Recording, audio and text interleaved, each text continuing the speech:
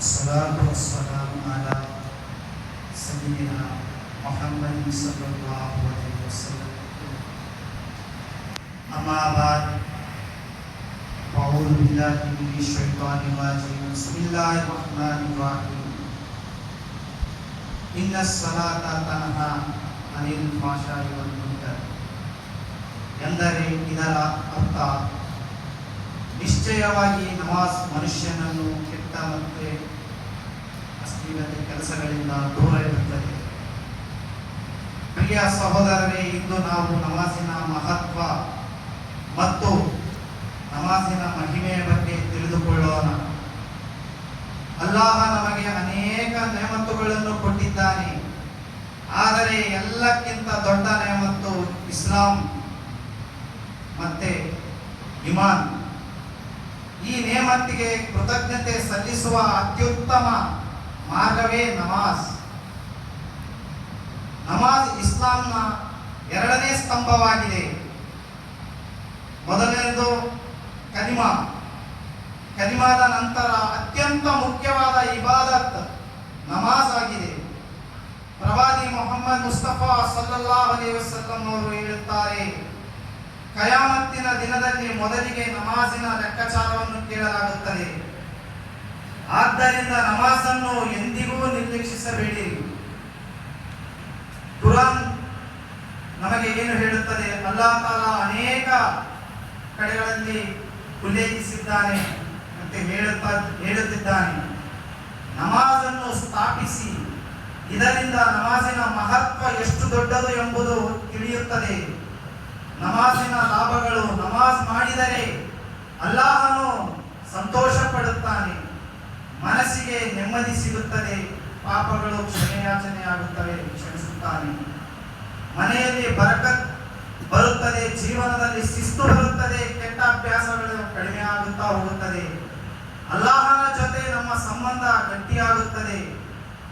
ಹದೀಸೆ ಪಾಕಿನಲ್ಲಿ ನಮ್ಮ ಪ್ರವಾದಿಯವರು ಹೇಳುತ್ತಾರೆ ಸಲ್ಲಲ್ಲಾಹು ಅಲೈಹಿ ವಸಲ್ಲಂ ಅವರು, ಯಾರ ಮನೆಯ ಮುಂದೆ ಒಂದು ನದಿ ಹರಿಯುತ್ತಿದೆಯೋ ಅವರು ದಿನಕ್ಕೆ 5 ಬಾರಿ ಸ್ನಾನ ಮಾಡಿದರೆ ಅವರ ದೇಹದಲ್ಲಿ ಮಲಿನತೆ ಕೊಳಕು ಇರುವುದಿಲ್ಲವೋ ಅದೇ ರೀತಿ 5 ಹೊತ್ತಿನ ನಮಾಜ್ ಮನುಷ್ಯನ ಪಾಪಗಳನ್ನು ತೊಳೆದು ಹಾಕುತ್ತದೆ.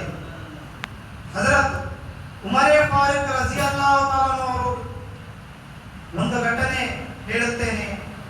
ಹಜರತ್ ಉಮರ್ ರಜಿಯಲ್ಲಾಹು ತಾಲಾ ಅವರಿಗೆ ಒಮ್ಮೆ ಗಂಭೀರ ಗಾಯವಾಯಿತು. ಅವರು ಮೂರ್ಛೆ ಬಂದು ಪ್ರಜ್ಞೆ ತಪ್ಪಿ ಬಿದ್ದರು. ಮತ್ತೆ ಅವರಿಗೆ ಪ್ರಜ್ಞೆ ಬಂದ ಕೂಡಲೇ ಕೇಳಿದ ಮೊದಲ ಪ್ರಶ್ನೆಯೇ, ಈಗ ನಮಾಜಿನ ಸಮಯ ಆಗಿದೆಯಾ ಎಂದು ಕೇಳಿದರು. ಗಾಯದ ನೋವು ಇದ್ದರೂ ನಮಾಜನ್ನು ಎಂದಿಗೂ ಅವರು ಬಿಟ್ಟಿಲ್ಲ. ಇದರಿಂದ ನಮಗೆ ತಿಳಿಯುವುದು, ಯಾವುದೇ ಪರಿಸ್ಥಿತಿಯಲ್ಲೂ ನಮಾಜನ್ನು ನಾವು ಬಿಡಬಾರದು. ಹಜರತ್ ಉಸ್ಮಾನ್ ಗನಿ ರಜಿಯಲ್ಲಾಹು ತಾಲಾ ಅವರು ಒಂದು ಘಟನೆ. ಹಜರತ್ ಉಸ್ಮಾನ್ ಗನಿ ರಜಿಯಲ್ಲಾಹು ತಾಲಾ ಅವರು ರಾತ್ರಿ ತುಂಬಾ ಕುರಾನ್ ಓದುತ್ತಾ ನಮಾಜ್ ಮಾಡುತ್ತಿದ್ದರು. ಅವರಿಗೆ ಅಲ್ಲಾಹನ ಇಬಾದತ್ತು ತುಂಬಾ ಪ್ರಿಯವಾಗಿತ್ತು. ಹಜರತ್ ಅಲಿ ರಜಿಯಲ್ಲಾಹು ತಾಲಾ ಅವರ ಘಟನೆ. ಹಜರತ್ ಅಲಿ ರಜಿಯಲ್ಲಾಹು ತಾಲಾ ನಮಾಜಿನಲ್ಲಿ ನಿಂತಾಗ ಸಂಪೂರ್ಣವಾಗಿ ಅಲ್ಲಾಹನ ಕಡೆ ಗಮನ ಕೊಡುತ್ತಿದ್ದರು. ಅವರ ಮನಸ್ಸಿನಲ್ಲಿ ಲೋಕದ ಯಾವುದೇ ವಿಚಾರ ಇರಲಿಲ್ಲ. ನಮಗೂ ಅದೇ ರೀತಿಯ ಖುಷಿ ಮತ್ತು ಏಕಾಗ್ರತೆ ಬೇಕು. ಹಸನ್ ಬಸ್ರಿ ರಜಿಯಲ್ಲಾಹು ತಾಲಾ ಅವರು ಒಂದು ಮಾತನ್ನು ಹೇಳುತ್ತಾರೆ, ನಿನ್ನ ನಮಾಜು ನಿನ್ನನ್ನು ಕೆಟ್ಟ ಕೆಲಸಗಳಿಂದ ತಡೆಯದಿದ್ದರೆ ನೀನು ನಮಾಜನ್ನು ಸರಿಪಡಿಸಿ ಸರಿಯಾಗಿ ನಮಾಜನ್ನು ಮಾಡಬೇಕು.